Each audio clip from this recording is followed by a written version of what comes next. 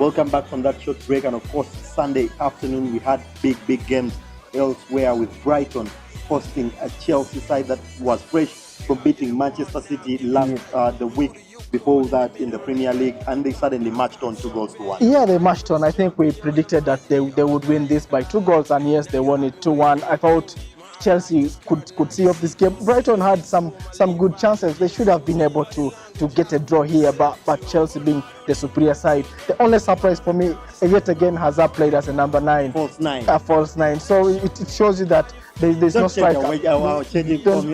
Winning last week you did that against Manchester City, and of course the coach probably saw something in there. Yes. He has 4 strikers. We've talked about them. These guys suddenly probably need to go somewhere on loan to prove their credentials once again.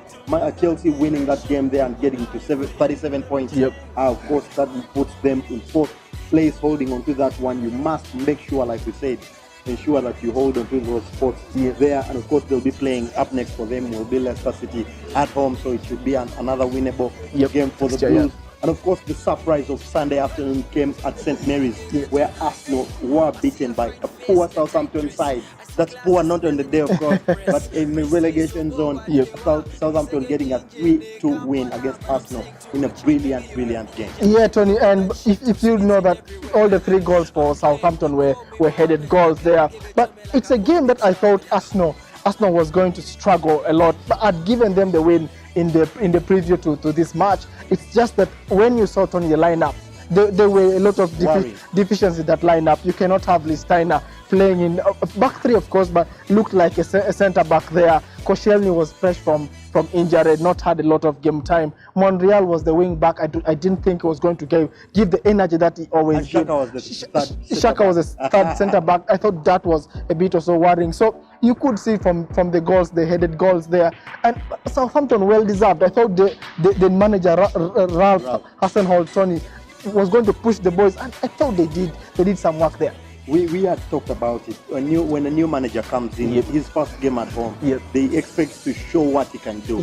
At least Arsenal is a game, like we said, he wasn't expected to win it, but he must show what he can do in his side, what he has to improve. And suddenly the boys gave him a very wonderful gift. Of course, it was curious that they kept leading and then getting pegged back. So it was very worrying for the manager. Maybe if Arsenal had got the 3rd goal first, then it would have been a different story. But Arsenal now losing their unbeaten record of 22 games. Yeah, they've lost the unbeaten record, and that comes a lot of negatives there, because they've fallen back on Chelsea by 3 goals. 3 points. Yeah, 3 points there. But the worry for me, Tony, is when you look at the Arsenal team, they didn't start with Lacazette. Iwobi is there. It's not a blistering winger. It's like the Arsenal team needs a natural winger there in them. Of course, we cannot forget the howler by the goalkeeper, Leno there. I thought he made a decision to attack the striker for the 3rd goal, and then he decided to retract. That is dangerous for a keeper to be in no man's land. And of course, there was a big guy in Austin there. He didn't do that.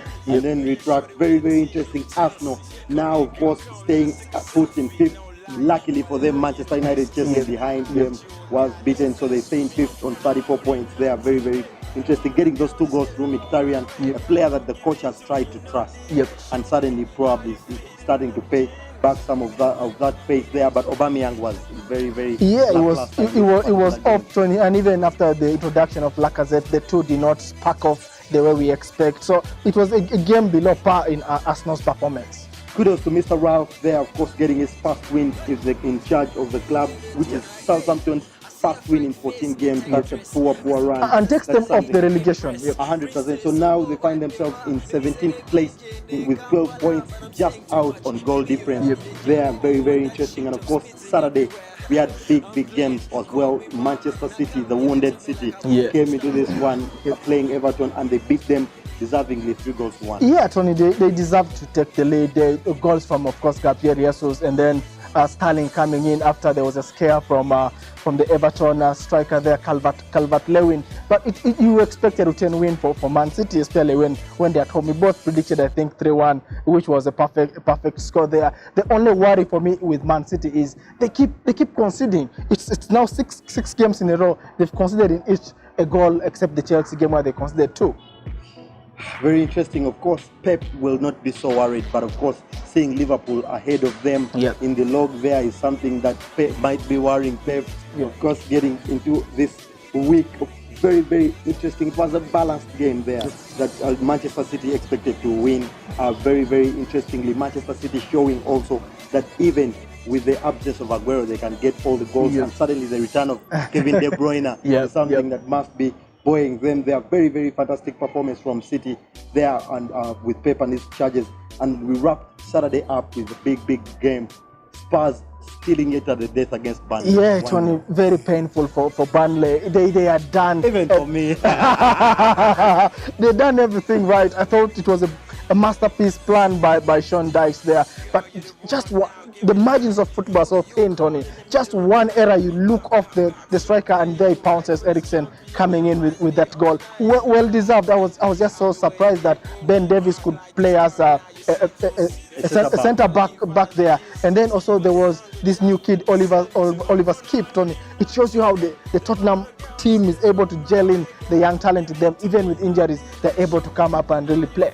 It was interesting suddenly seeing the old Burnley that we are used to on the back. They were very, very solid. Spurs getting 15 shots on target there with very, very many near misses. We saw a near miss from Dele Alli at the side post there. Interesting game, of course, and that was the third time this season for Burnley not to get any shot on goal. Does that say anything for Burnley? Yeah, it says a lot. We've mentioned here that they need a striker. Chris Wood and some Box have failed to come up with the good. So you need that person who is instinctive, say a person like Andy Murray there. Very interesting. Glenn Murray, sorry. In this particular game, Spurs bossing all the proceedings with 71% possession, which was the highest on the weekend. Very, very interesting. That cementing their third place with 39 points, just 6 points behind the table toppers Liverpool. They must keep pushing before that new stadium comes around. And of course, like we had said, they had crossed into the Champions League there, for which we had a draw this morning. Big draw in this one. Big ties here.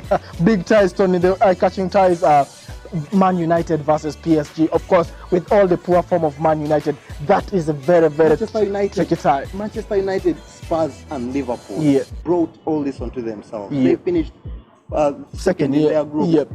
You don't do that in the Champions League. No, you don't. Everyone knows that the round of 16 is a terrible time for you to get out. You're missing out on the rest of the tournament, and you miss out on the Europa League as well. So it's poor for them, but well deserving for Mourinho, perhaps. Yeah, well deserving for him. That is the price you pay for being number 2, because the guys who top the tables are the top teams there. But the other fixture that's eye-catching for me is Liverpool versus Bayern. If Liverpool is to really go all the way, these are the hurdles they must come over. Very interesting there. And of course, in the rest of the fixtures, we have Schalke playing Manchester City in one of the probably the easier ties for Pep there. Very interesting. Atletico will be facing Juventus. Spurs will be facing Dortmund. Like we said, Roma will be facing Porto. Lyon will be facing Barcelona. And of course, Ajax will be facing the defending champions Real Madrid in a very, very interesting tie. Epic from the Europa League. Epic from the, of course, we have to go with the English sides, Tony. I think Arsenal will be a good watch for me. Very interesting there, of course. Blistering results from the weekend.